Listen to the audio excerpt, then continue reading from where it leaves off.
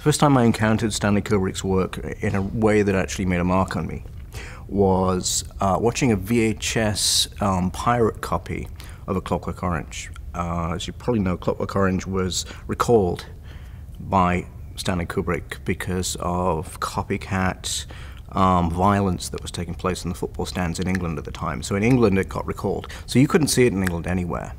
And I was very young, I think I was about 15, 16, and there was all this furore about A Clockwork Orange. And of course we couldn't see it because we couldn't go out, and I wasn't old enough anyway to go to the cinema and see it. I remember reading Anthony Burgess's novel because I was so interested in this whole thing, and then finally someone I knew got a VHS copy, and I saw A Clockwork Orange, and it really shook me up.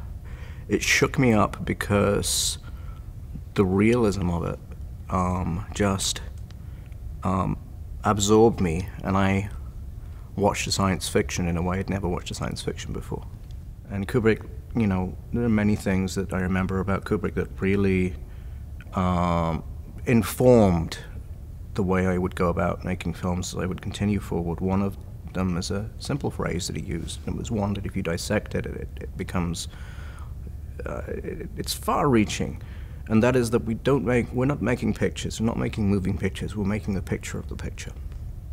And to me what that meant was that what we were making was a vision, something we had, something that came from us, something we created as a filmmaker, and that we were out to make that in the best way we possibly could. It wasn't just representing something that was in front of us, but it was an idealized version of.